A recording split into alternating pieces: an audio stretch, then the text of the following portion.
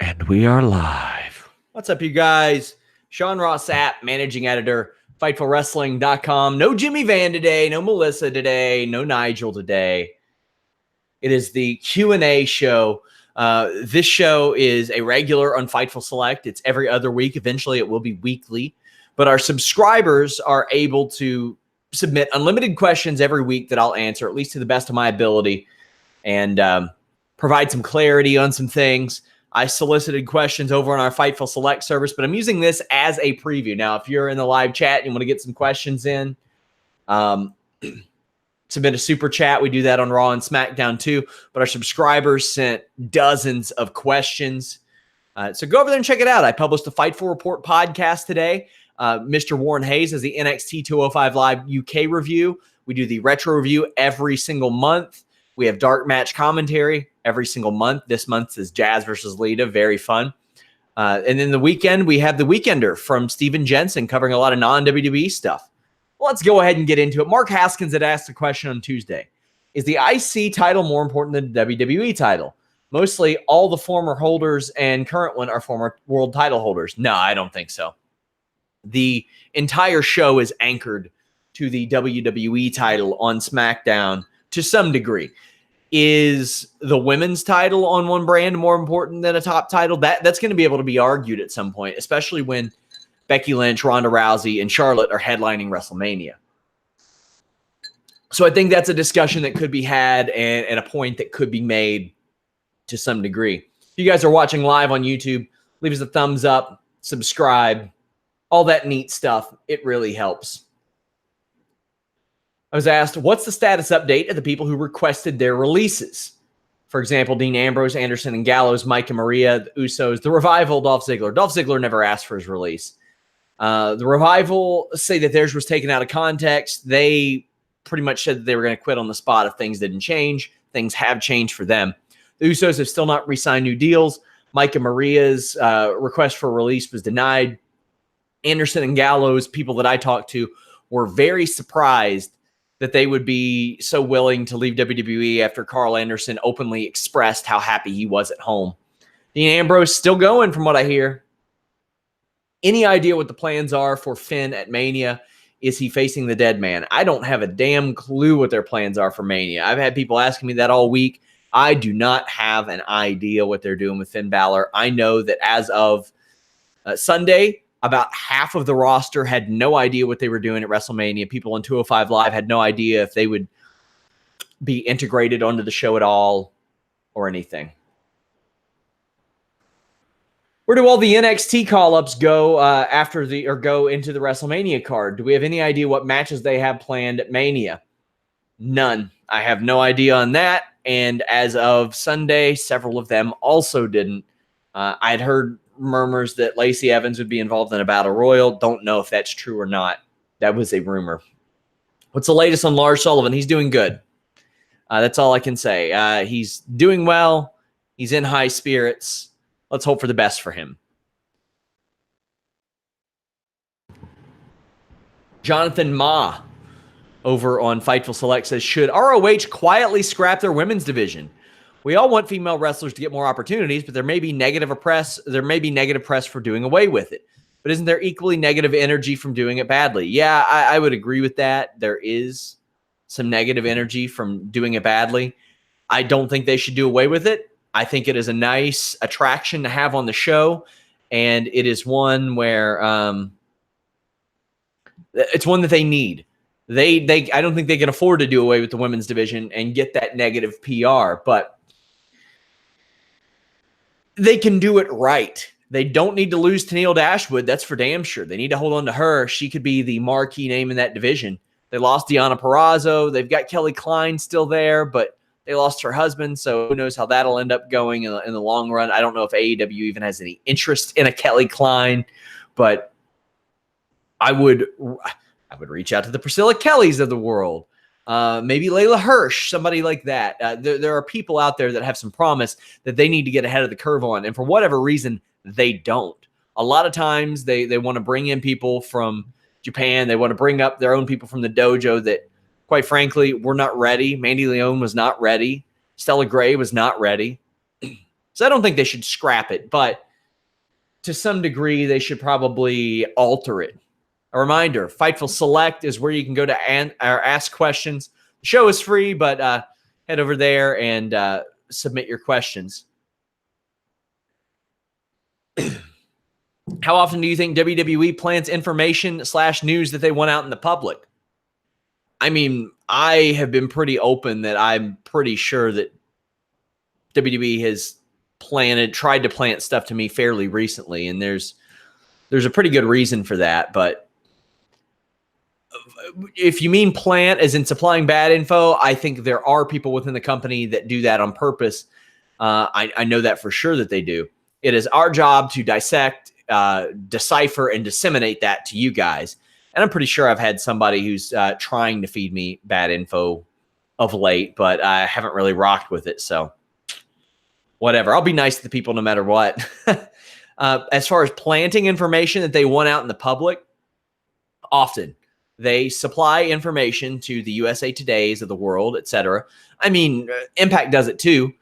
Impact gave Sporting News and Wrestling Inc. Re-signing information that actually happened last year, but I mean that's commonplace where they'll do that as a PR move. Common occurrence, nothing wrong with it. If they want to plant wrong information, that's fine too, because it is the journalist's job to figure out if that's true or not and then deliver it to you guys. It is not WWE's job to make sure all the information that is supplied by people within the company is true. It's the part of responsible journalism. Jake says, I keep noticing a bunch of TVs come across TV with yellow spots all over. Is this from oil, tanner, rubbing off during matches, or what? Any clue if the production team is cognizant of this, as it's pretty noticeable watching at home. I notice it every week. I brought it up to production every week. It is a combination of those things and the way that the show is broadcast, because a lot of times they do not have it in person. But yeah, the production team is very aware of it. How do I know this? Because I've talked to people and asked them in the production department, what the hell's up with that? And was told. Reminder, leave us a thumbs up, subscribe, hit that bell notification on YouTube if you guys don't mind. That helps out a lot too. How's the G1 Supercard looking? Card is already sold out. We already know we're getting an IWGP title match with Jay White, who is their new top guy. We're getting GOD versus Briscoes, both tag titles. We're getting Taiji Ishimori versus Dragon Lee versus Bandito. Do they need another top-tier match, the level of Naito and Ibushi, for the IC strap? That feels like overkill, since there's also going to be Ospreay versus Cobb for the Never and TV titles. I think they do. I think they need to stack the deck. I think this is their premier super class show. It is New Japan, Ring of Honor. It is at the Garden. You stack this show. It's on WrestleMania weekend, and WrestleMania is going to steal the show that week, or not steal the show, but it's going to have a lot of the attention. But yeah, I think that when New Japan and Ring of Honor sell out MSG, you got to rock with something major there. I believe Kevin Kelly on one of New Japan broadcasts remarked that Zack Saber's build isn't just good for his grapple-based style, but good for injury prevention, not carrying excess weight. Do you think that a wrestler can really avoid injury by staying lean? Zack Sabre Jr. does have a more MMA type of build. He has a realistic athletic build. You take a look back at history. Most athletes are not built like Hulk Hogan, Don Morocco, Dino Bravo, Hercules Hernandez. And when they are, they gas out. Look at Shane Carwin. Shane Carwin would either put you to sleep or he would fall asleep himself, gassing himself out in one round. One round. I'm telling you. And Shane Carwin was 265 pounds. He wasn't 300 pounds. He was 6'2", 254, 265. He fought Brock Lesnar. Look at his history. Any fight that he ever won never lasted longer than 4 minutes. Ever. He was exhausted. Human beings are not built like that for combat. And then what happens? He gets dragged into the second round by Brock Lesnar. Brock Lesnar weathered that storm. Keep in mind, Brock Lesnar built like that too. but weathered the storm, put him to sleep. Junior Dos Santos dragged him to 3 rounds and just mollywopped him. And he never fought again. Athletes are more often built like Zack Sabre Jr. than they are Hercules Hernandez. So when I see people say, oh, that beanpole and isn't believable, I'm like, what are you watching, mate? Excuse me, citizen, what are you watching? Robert asks, what's your favorite WrestleMania match of all time? Mine is Shawn Michaels versus Kurt. WrestleMania 21. I'd probably go Michaels and Undertaker. Jonathan says, if you were a 20-something-year-old wrestling prospect, whose moveset would you adopt? Raw power like a Strowman, wrestling like Cobb or Lesnar, submissions like Zack Sabre or Gulak, aerial stuff like Ospreay or Ricochet, or strike-based like Shinsuke or Ibushi, or Lucha. Additionally, what type of moveset do you personally enjoy watching most across promotions?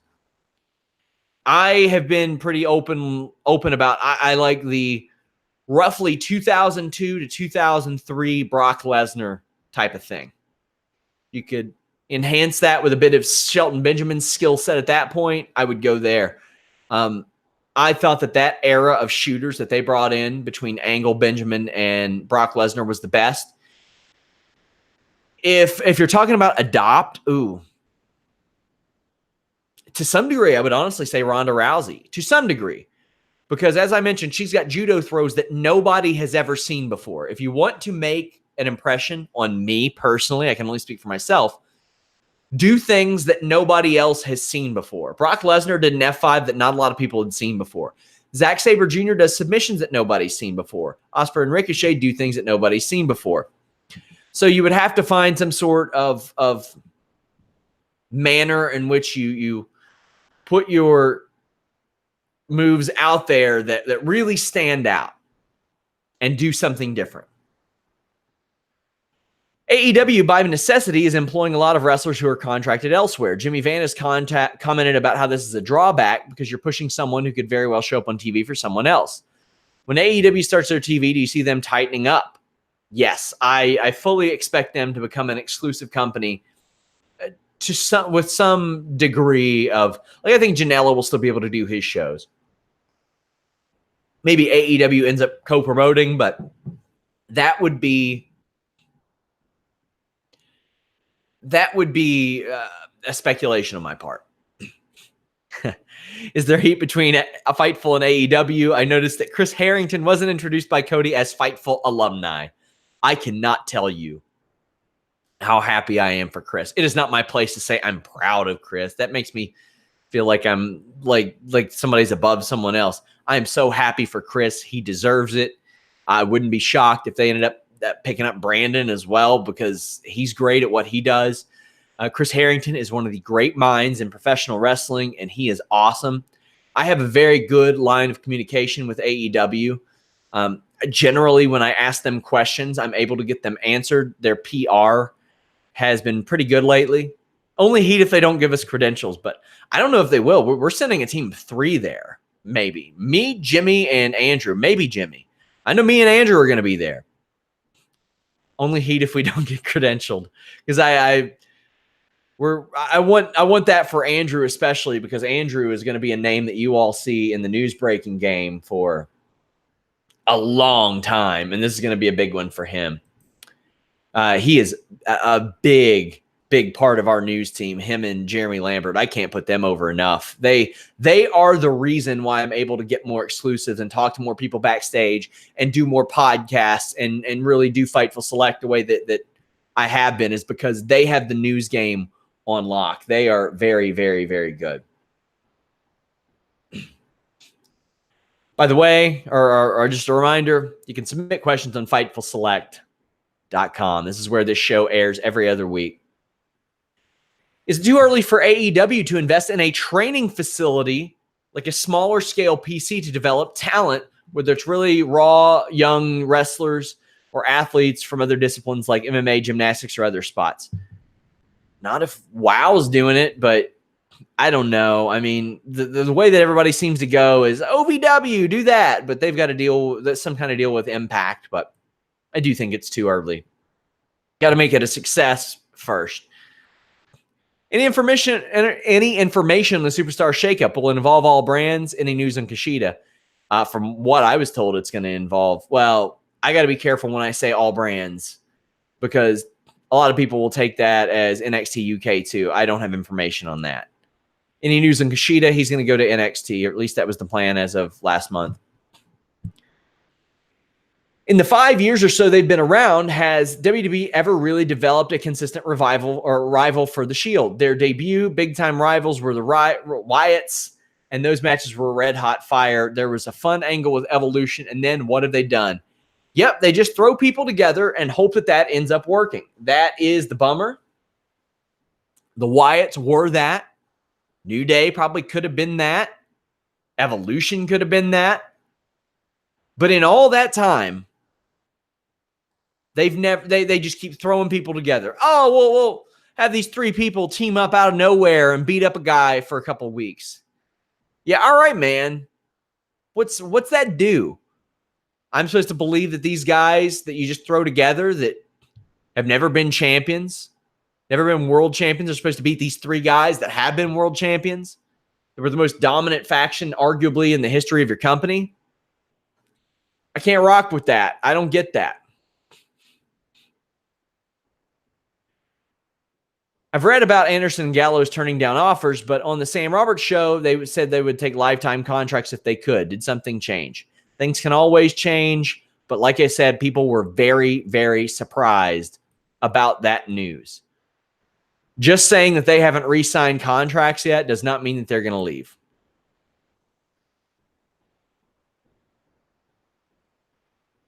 Is it just me, or do you feel like Walter would be a big star on the main roster? Because of his size and because he's portrayed as a badass, I feel like he would work well.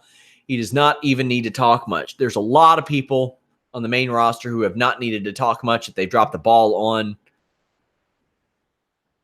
WWE's making of a big star is really subjective based on the vision of one man, one guy.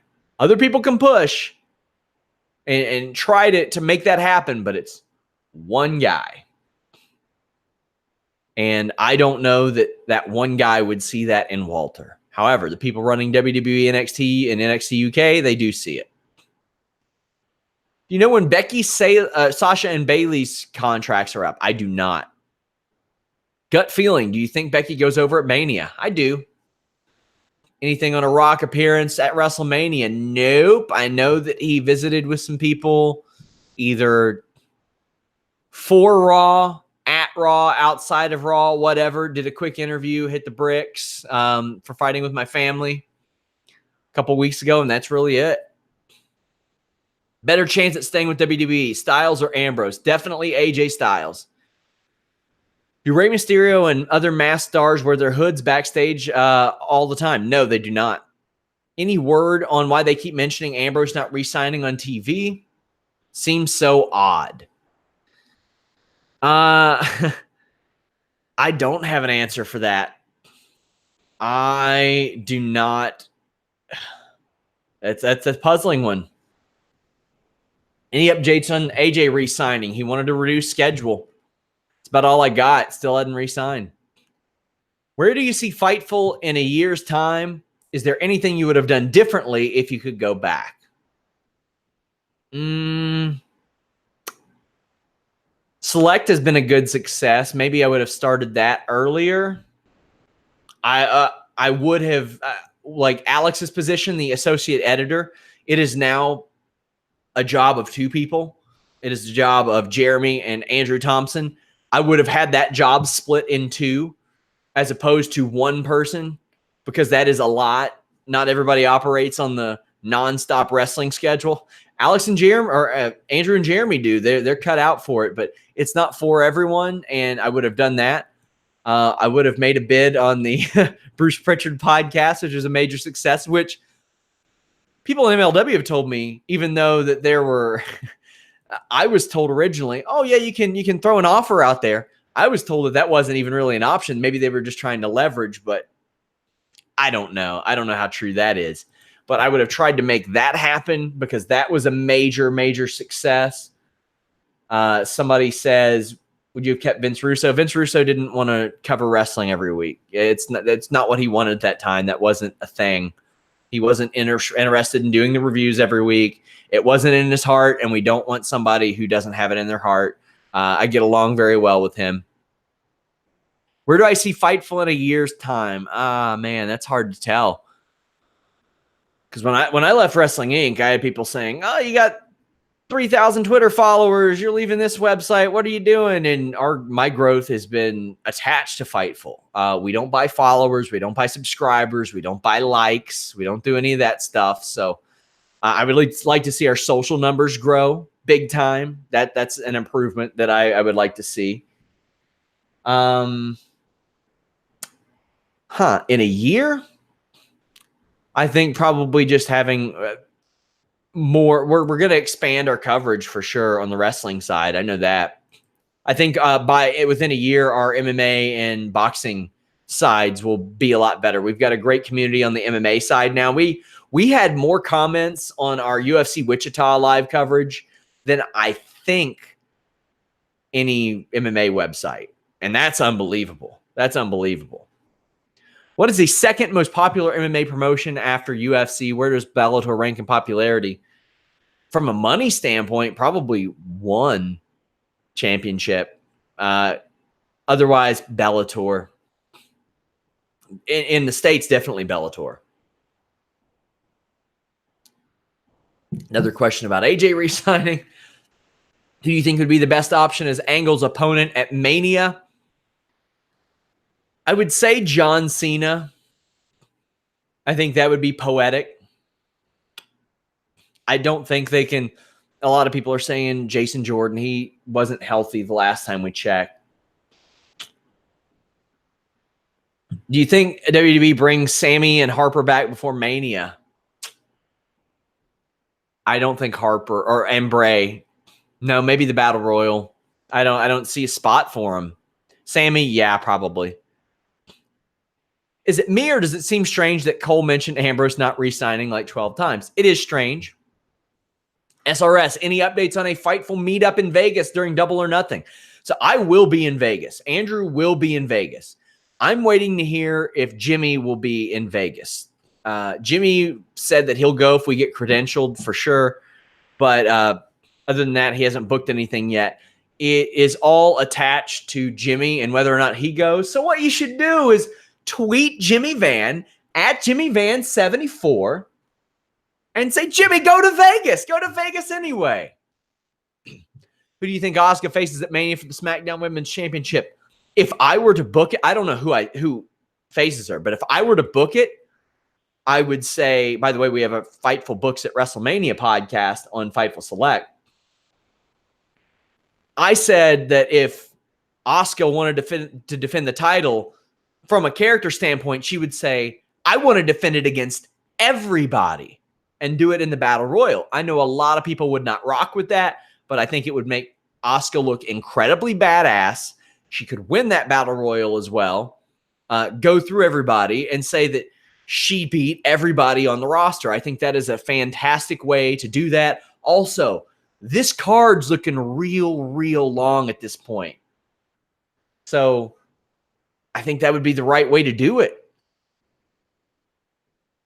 Building on prior Q&A submissions, in 2019, Will Ospreay's pinned Kota Ibushi, went to a draw with Pac, pinned Jeff Cobb, Dalton Castle, Davey Boy, and Bad Luck Fale. He probably got 60% or more offense against Jay White. Do you project Ospreay as the top of the card, main event, face of the company guy for New Japan? Kind of. I think Jay White is who they want right now. Okada is going to be up there. Tanahashi is going to be up there. Naito is going to be up there. But I see him as a solid number 5 guy that gets rocked in there with those guys. Can he go to that next level? Given his Twitter shenanigans, would you trust him?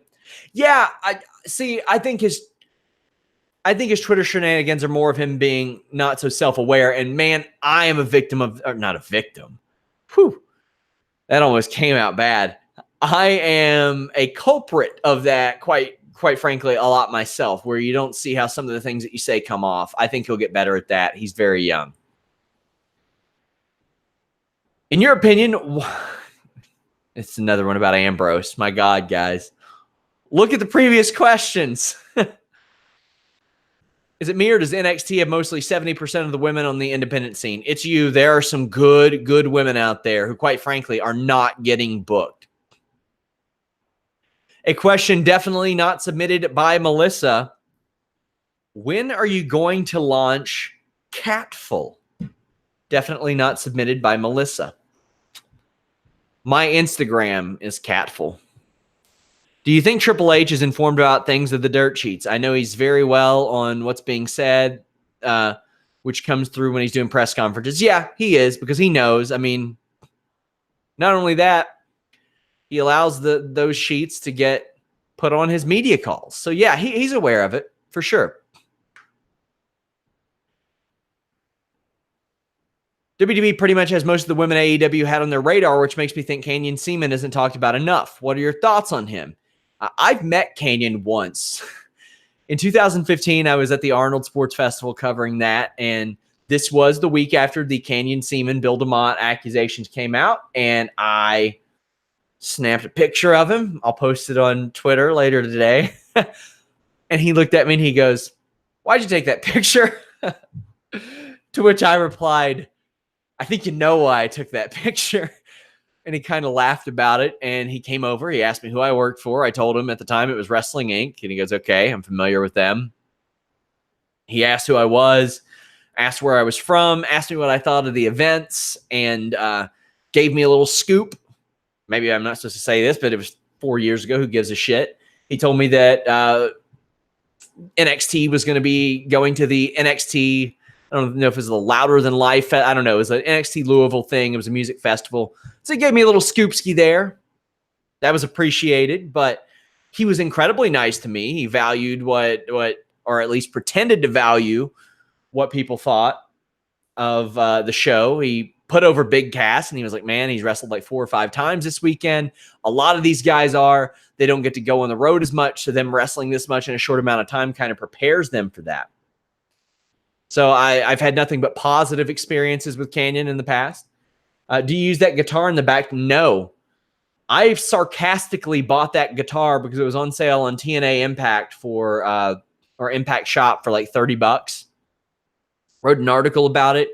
Shout out to, I think, Big Words 80s or 80s Big Words, who had tracked how many guitars they had left. And right now, that is a Fightful Select perk. So drop 6 months worth of sponsorship money. You can get flown to Toronto with me. We'll do a Listen to You Boys show, and you get that guitar too. What happened with Eminem's people? Oh boy.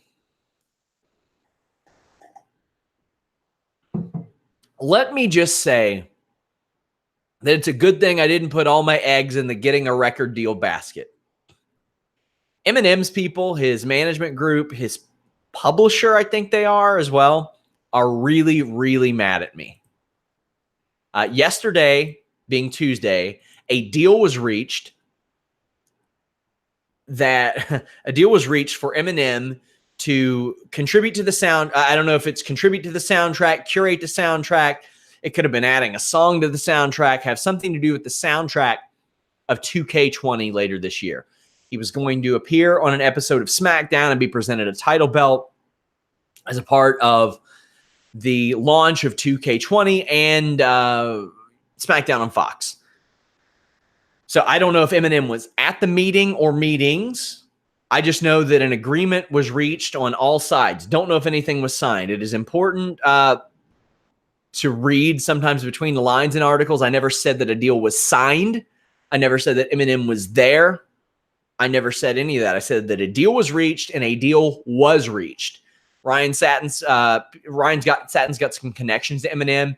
One of his reps said that a meeting happened, a preliminary meeting. I can tell you that multiple happened, but they denied that it would go any further. I don't know if this caused Eminem's people to pull out of it. I don't know if it caused anybody from his management group to pull the deal. I don't know if it's still happening, but I know that a deal was reached yesterday. I can say that with complete confidence. That's what happened. And if it doesn't happen, I will feel real bad for the people who put the deal together. But yeah, and I had people asking, what do the threats of legal threats mean? It means that I was messaged by people and they were telling me, oh, you're going to be hearing from this person, that person. And I didn't. There's really nothing there. It's news. It's out there. I do know that Eminem's people were surprised that this was such a big story. They were surprised that this got out there so quick. They were surprised about a lot of things that have to do with the wrestling business. But, man, stories about Eminem do not just appear out of thin air as it pertains to wrestling. He's been in, I think the stories popped up one time in 2008, and that was quickly shot down. This one, they tried to shoot down, but then admitted that there was a meeting. So, I mean, it's obvious where there's smoke, there's fire. How do I get on your review team? Send me a sample. We are not hiring at this moment. And I do not ask people to work for free. So, I mean, I'll add it to a folder. Quite frankly, in a year's time, I probably get 250 submissions. But, yeah, we don't ask people to work for free. But, hey, if you all submit something, we'll keep it there. Exclusive info is always a good thing to do. If you want to get noticed in this line of work, you either have to do what everybody's doing and you got to do it a lot more or a lot harder than everybody else, and a lot more, you got to have that work ethic that goes above and beyond, or you go out and create your own stuff. The best way to go. How receptive would Stardom and New Japan be if NXT sets up shop in Japan? It may be a war, because I'm pretty sure Triple H would be raiding Stardom again, especially since he can scout them during Mania weekend. I don't think they'd be too happy. The people that handle their U.S. side of things were very nice to me after all that huge Joshi stuff that went down, but New Japan wouldn't be happy. I don't think they would do that great in Japan, to be honest with you, WWE. With the news that Tenille's contract is set to expire at the end of the month, do you see her staying in Ring of Honor, or do you think she'll sign with another company? I think she'll explore her options. WWE cut her a year and a half ago. I get the feeling WWE would want to re-sign her now. And I get the feeling that AEW would maybe want to make an offer. I think that she's going to be in demand. There's going to be probably Impact would like to throw some money her way. Jonathan asks, in NBA and MLB, we hear about the agents. Mark Bartelstein, Rich Paul, Rich Kleiman, Scott Boras. In wrestling, surely there are agents working behind the scenes doing contract work for wrestlers, yet we don't hear about them. Why is that? And is that something that should be examined more closely, particularly in the current landscape? So you do hear about Barry Bloom. Sometimes you hear about Bill Behrens. Bill Behrens does a lot of stuff like that. But I can tell you guys, I don't personally deal with a whole lot of agents or publicists for wrestlers or anything like that. I deal with PR from companies an awful lot. Wrestlers are a whole lot better about dealing with that stuff by themselves than a lot of people. They are way ahead of the curve on a ton of that stuff. So that's not really something that is discussed a whole lot. Bruce Pritchard has always said on his podcast that when WWE deals with people, it doesn't matter if you have an agent or not. The deal that you get is going to be the deal that you get. And it's not going to change. The only thing that's going to change is you got to give your agent a cut. That is not the case anymore. That is not the case. Not with the WWE network completely eliminating pay-per-view buy rates, or not buy rates, but what they have to distribute, and a lot of that, having an agent's a really good idea. I believe we were headed toward a Gargano Ciampa at TakeOver Mania, given the events of the recent tapings. That's out the window now, so what do you do with the Gargano and NXT title? Mini tournament, 3 or 4-way mess? That match isn't going to be a mess. 3 or 4-way is not going to be a mess. They don't do a whole lot of 3 or 4-ways for NXT titles, so I think it's the right thing to do. It says they say Riddle is the obvious face of the brand waiting to happen, but he's headed for a match with Dream. So, Riddle, Dream, Gargano, you going to be mad about that? Not me. Praneet says, amongst Becky, Seth, and Kofi, who do you see winning the gold at WrestleMania 35? Is Kofi's momentum going to affect the others as we can't have all of our favorites win? You had mentioned the same thing in your podcast some days back. I think they all win. My prediction. If any of them retain, I think it'll be Brock. If you and Anna Bauer are going to review wrestling movies in the future, will you please review No Holds Barred? It's worth it for the Dookie scene alone. Yes, we will.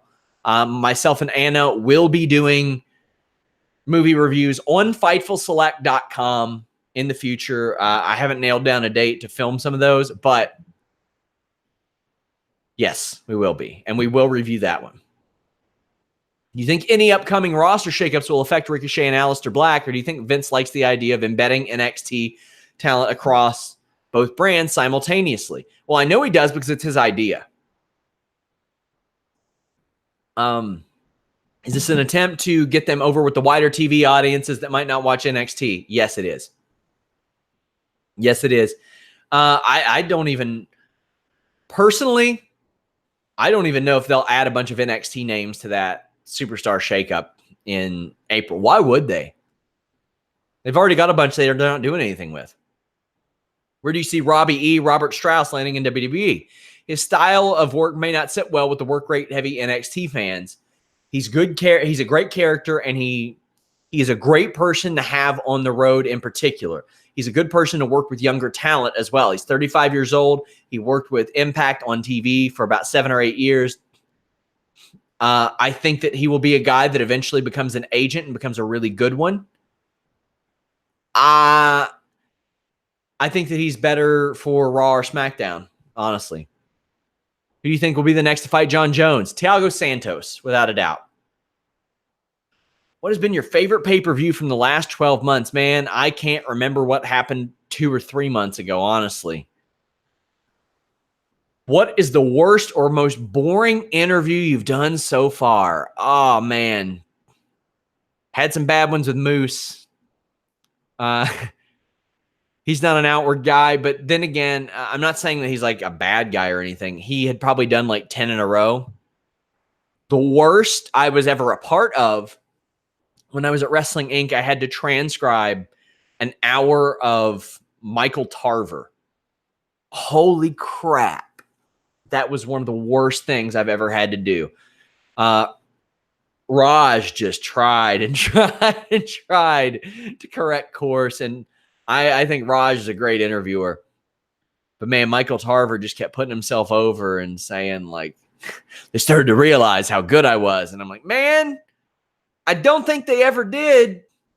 It's worth the listen just to see how many times he goes back and says, then they started to realize. I was like, nah, man. Ugh. Did Cormier have his WWE tryout in the end? And if so, how did it go? I haven't heard anything. I need to ask about that. Who do you think will be the next Kofi or Becky Lynch? Someone the fans get behind and push to the main event. Probably Bayley. Do you feel Triple H went too far with his booking when it came to Elimination Chamber? It was his creation, but did he have to win most of them? A lot of that wasn't on him.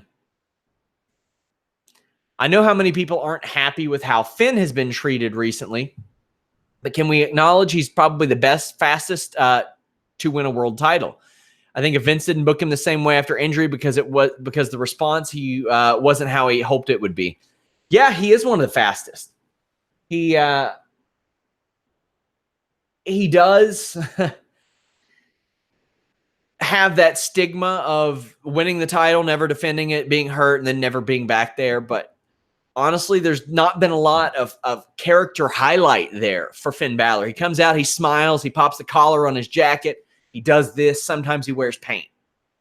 He smiles a lot. He drops in a cute little line. I think he needed the club with him to really make him stand out and pop. Regarding Harlem Heat going into the Hall, what is the first team that comes to your mind as rivals? For me, it's the Nasty Boys. I'm not the only Nasty Boys fan from back in the day, am I? I think I had some heat with Brian Knobs like 8 years ago. I can't remember what it was. I think I said he shouldn't have been wrestling in Impact, and he took exception. He was one of the few people that read One Wrestling and got mad that I wrote something about it. Yeah, the Nasty Boys come up. And for all the talk and the joking about Stevie Ray's going to the Hall of Fame, Stevie Ray deserves to go in the Hall of Fame. Man was a 10-time WCW Tag Team Champion. 10 times. Now, I think that personal achievements can help contribute to the case that you make for a tag team going into the Hall of Fame. You can say what you want about the NWOB team or Black and White, but he was the leader of that, and he became television champion too. Not only that, we know that outside of WWE, those accolades contribute to what they do in the Hall of Fame too. Coco Beware's in there. He had a great career out of WWE. Stevie Ray was GFW or GWF tag champions 3 times with Booker T. I love Stevie Ray from a personal standpoint. That guy you want to talk about the other end of the spectrum? One of my favorite interviews I ever did was with Stevie Ray. A phenomenal interview with Stevie Ray. Transparent, honest, real, didn't mince words. He was great. He straight up told me in Making a Finisher, the reason we stopped doing the Harlem Hangover is because we screwed up the move. We hurt a guy and we didn't want to do it again. A lot of times, people like that will just take the blame and put it elsewhere.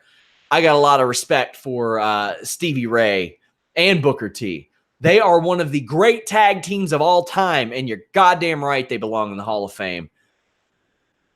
If trading happened in pro wrestling between AEW, ROH, WWE, and New Japan, what is the blockbuster trade you would make as AEW to keep building the roster card? Ooh. For AEW? Let me take a look at their roster. Put me on the spot here. Ooh. Because, see, I like a lot of the people they have. And I don't think a lot of those people can be traded. But if I had to, I know WWE want to be a Priestley. You know that WWE always wants Chris Jericho. WWE also wants Pac. But see, you can't make these people work for those companies. So I would probably, man, that's tough. That's tough because you got to take these people's personal wants and desires into effect too. But I would probably trade those 3, try to get out of those and parlay them into some combination of the Revival, the Club, and AJ Styles because they have such a connection and a lot of built-in story with a lot of these people.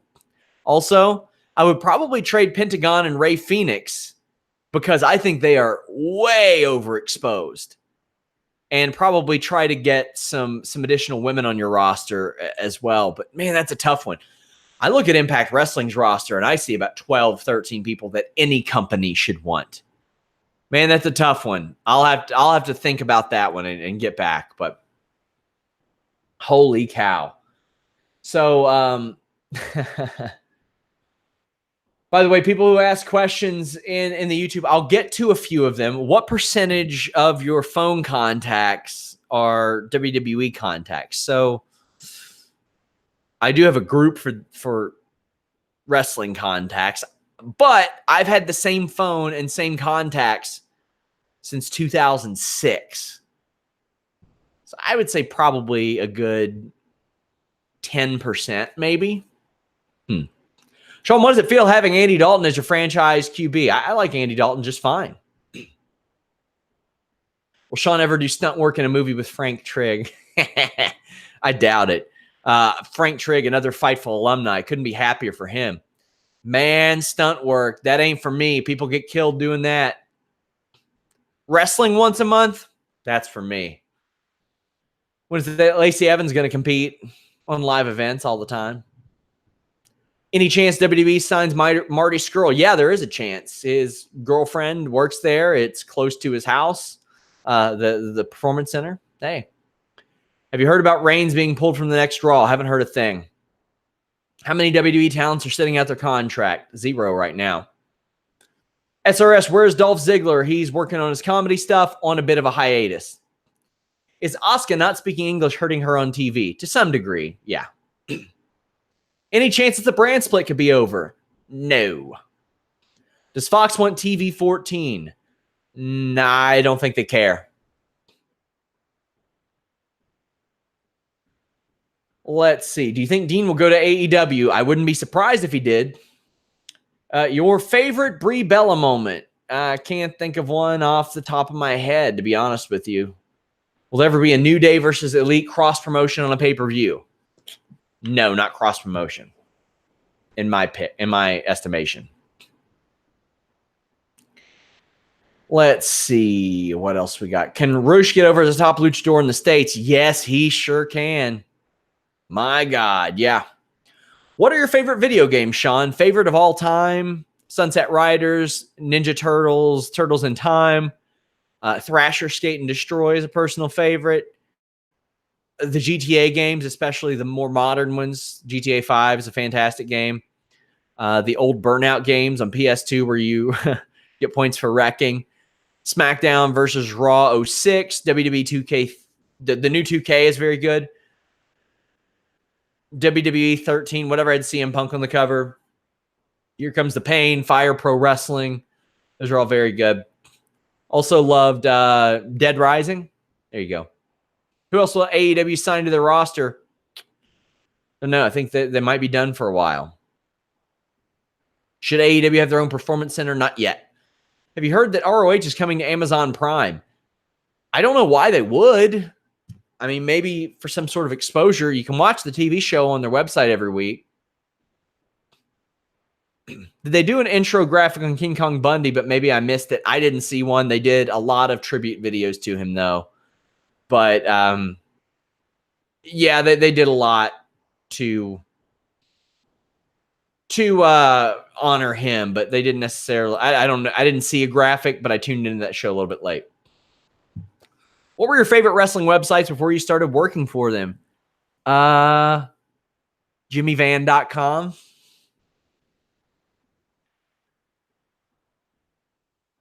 Where do you see Erica Montoya's career? She didn't retire. Boy, that's a tough one. Dean, Gallows, and Anderson to AEW most likely. Dean, yeah. Gallows and Anderson, no. Who are some wrestlers who'd make a great addition to 205 Live, either signed or could be signed soon? I think cameos from people like Xavier Woods would help. Kushida would help. They need somebody with some personality over there. They need an Enzo, quite frankly.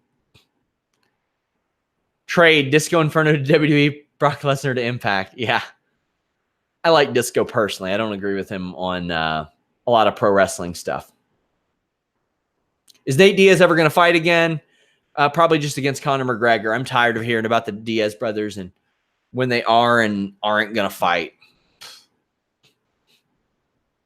Booker T says he never would have wrestled if not for Stevie. Don't doubt it. You believe in WrestleMania? How do you think WrestleMania being divided into 2 days would work? Probably pretty well. Just add that NXT show to the SmackDown or the WrestleMania show. Does Rousey have backstage heat for her shoot comments, or is it all will work? She was told to not use the term fake. There you go. Will we get an Anna versus Melissa and Jimmy Van match with SRS teaming with Anna? No. Stupid comment about the end of days being the same as a rock bottom. I don't. That's not even funny, or it's just stupid at this point. What are your thoughts on wrestlers working with Rob Feinstein? I don't like it. Sean, will you be doing a Fightful Fantasy Football League? We did one last year. I won it. It's going to be a lot bigger this year. A lot of people were like, 18 teams? Oh, come on. I want 32 teams. I want 50 teams. I want it to be as thin as possible on those rosters. It makes you have to be really, really good at fantasy football in order to win. Give me a 32-team fantasy football league. Hell yes. I won it last year. I still got to get my belt. How do you think Matt Riddle will do on the main roster? Probably pretty good. Any stipulation to AJ versus Orton? I don't know. When will Matt Morgan be back? I don't know. I think he's doing stuff for another wrestling show, and he's probably got a political career. You see Disco's backstage segment on Impact. Funniest stuff I've seen in a long time. Yep. He's pretty funny, man. He's a talented dude. A lot of people joke about him, but he's a very talented dude. Reminder, guys, subscribe to FightfulSelect.com. Answer unlimited questions. That is the most direct way to support us and our independent coverage. If you like me breaking news that, quite frankly, gets me in some shit with people, subscribe to Fightful Select. I post it early there. I post a lot of podcasts over there. One tier up. I post a lot of early stuff there. Thank you all so much, though. Jimmy will be back next week. Leave us a thumbs up. Fightful subscribe.